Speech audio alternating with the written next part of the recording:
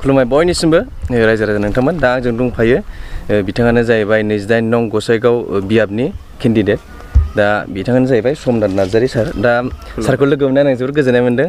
ओमफ्राय सारनिसिम गाहाम हामलायनाय जासिग्रोनाय थाबाय थेंक इउ ओमफ्राय दा गिबियावनो आं सारनो सोंग्रोनो साननायानो जाहैबाय मा साराथ' फरायसा आफादनिमोन ओमफ्राय दा राजनितिकआव इउपिपिएलआव नोंथाङा ओंखारनायनि खारना माबाय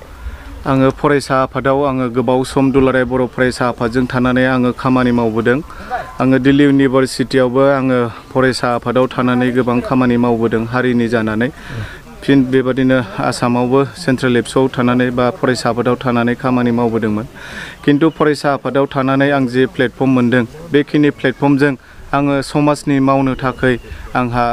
बेबादि जे आंनि जे मोनसे थांखि दङ जिबनाव बै थांखिफोरखौ जुदि मावफुंजोबनांगौबा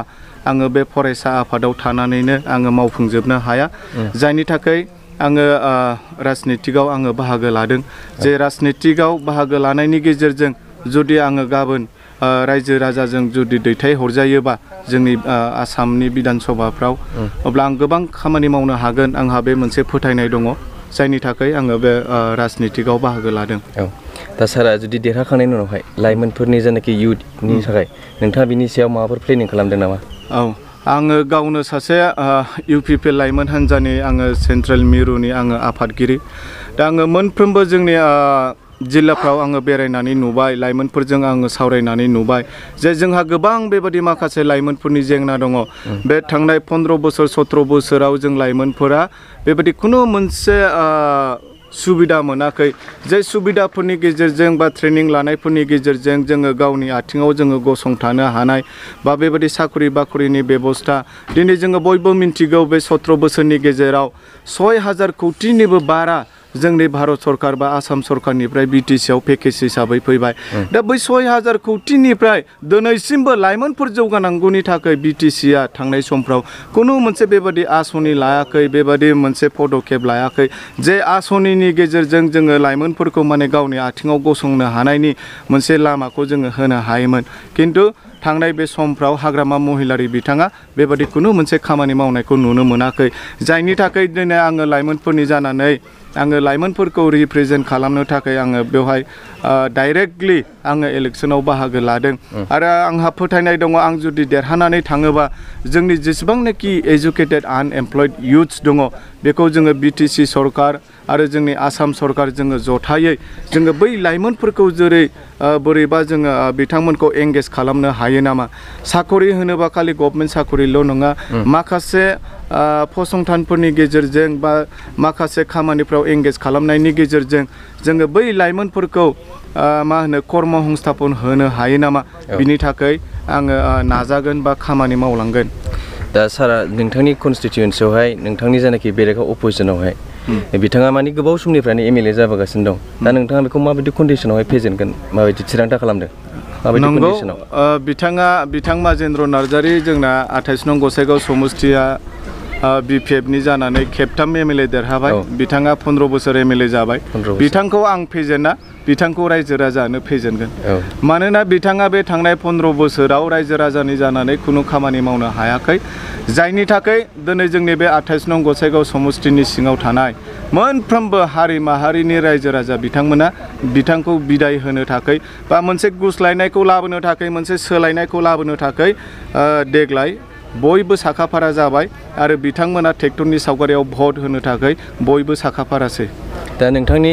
एरियायावहाय गोबाङानो माने फरेस्ट एरिया गोलैयो नङा होमबा सार दा बेफोरावहाय माखासे गोबां मानसिफ्रानो जेनेबा हा हु गैया लेन्ड माने हा फाट्टा टाट्टा गैया दा बेफोरनि सायाव नोंथाङा माबायदि प्लेनिं खालामदों नंगौ बे जोङो फरेस्ट लेन्ड बा बे रिजार्भआव थानाय हिसाबै जोंहा गोबां बेबायदि जोङो दुखु खस्थ' सैनांगौ जायो दा बिनि थाखायनो जोंहा अलरेडि माखासे बेवहाय प्रभिजन दंखायो बे हा हुनि थाखाय जोंहा जे लेन्ड एडभाइजारि बर्ड जोङो दागोन बिटिसिआव बा बेबादिनो जोंना बिटिसिनि सिबा बुंबाय थादों जे फैबाय थानाय समफ्राव जोङो हानायखिनि जोङो हानि फाट्टा होनानै जोङो बोरैबा जोंनि जे मोननांगौ मोन्थायफोर दङ बै मोननांगौ मोन्थायफोर बा सुबिदाफोरखौ रायजो राजानो होनो हायो बिनि थाखाय खामानि मावलांगोन आरो बिनिनो बिदिन्थि हिसाबै थांनाय बे मास मोननैनि गेजेरावनो जोङो 5744 जन मानसिनो अलरेडि हानि फाट्टाखौबो होबाय दा आंहा फोथायनाय दं जोंनि BTC नि मानगोनां चिफ प्रमद बर' सारनि दैदेननायाव जोङो पर्यायक्रमे बा फैबाय थानाय समफ्राव जोंनि जे मोननांगौ मोनथायफोर दङ हानि फाट्टा बैफोरखौबो जोङो मोनगोन बा होलांनो हागोन आंहा बे गोख्रों मोनसे फोथायनाय दङ। औ दा जोंनि सारा आसामावनो आगोल समनिफ्रायनो हाग्रामा महिलारि बिथांखौ किं मेकार होननानै बुंनाय जायो जायनाखि आसामनि बिधान सभा बिसायख'थि समावहाय नोंथाङा बेखौ मा सानो? बे हयथ' आगोलनि समावमोन बिथाङा खिन्थु देग्लाय जिहेतु BTC आव UPPL BJP आरो GSP नि मोनसे मिलिजुलि सरकार बेवहाय हाग्रामा गैला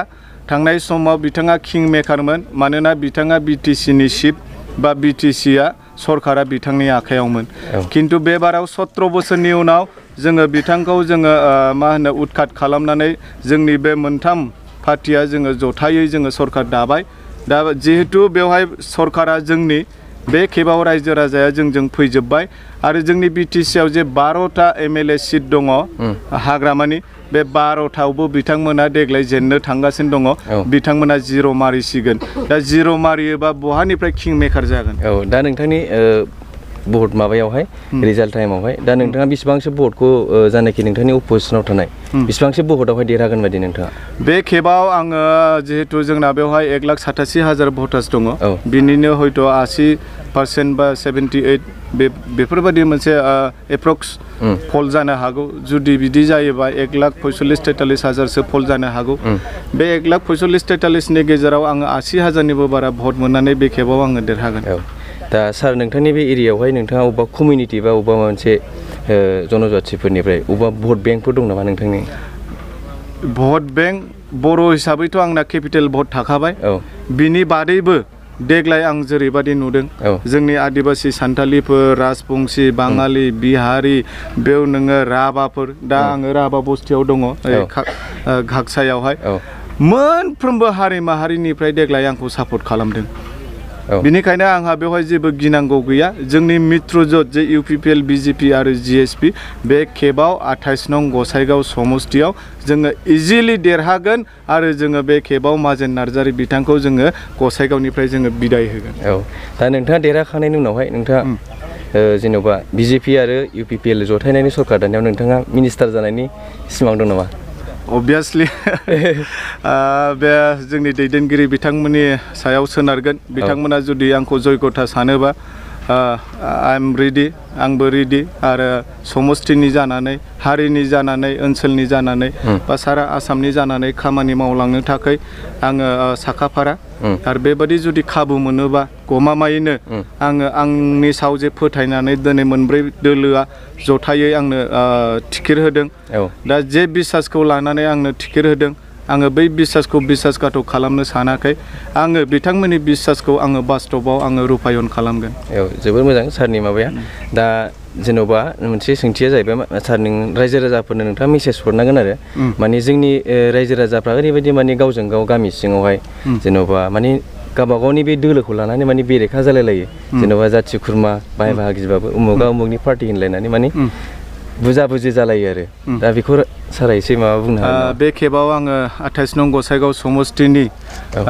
मित्रजोतनि पार्टि हिसाबै बेखौनो आङो खावलायगोन जोंनि 28 नं गसाइगाव समस्तियाव जोंहा गोबां खामानि मावनांगौ दङ जोंहा मोनफ्रोमबो बिथिङाव जोंहा जौगानांगौ दङ बिनिखायनो आङो मोनफ्रोमबो हारि माहारिनि रायजो राजा बिथांमोननिसिम गुरैयै खावलायगोन जाहाथे जोङो गावजों गाव एना एनि सानालासेनो गावजों गाव दुसा दुसि खालामालासेनो मोनसे जोंनि समस्तिखौ डेभेलप खालामनांगौनि थाखाय मोनफ्रोमबो बिथिङाव जाहाथे जोङो जौगानो हायो आरो फैबाय थानाय समाव जोङो मोनसे गोजोन थासारिखौ लानानै जोङो बेवहाय रायजो जानो हायो बेखौ नोजोर बोनानै जाहाथे बयबो 6 तारिखआव ट्रेक्टरनि सावगारियाव भट होनानै आंखौ देरहासार खालामो आं बेखौ खर' गंलायै रायजो राजा बिथांमोननिसिम आङो गुरैयै खावलायो। दा आङो सारखौ बोर सारसिबाय जाहाथे सारा मोजाङै मोजां देरहासार जाथों आरो दिसपुराव सारा सहैदों बेखौ मिजिंथिबाय आरो दान्दिसे आंनि थाखाय सारा टाइम होनायनि थाखाय गोजोननाय थाबाय। थेंक इउ गोजोननाय सार।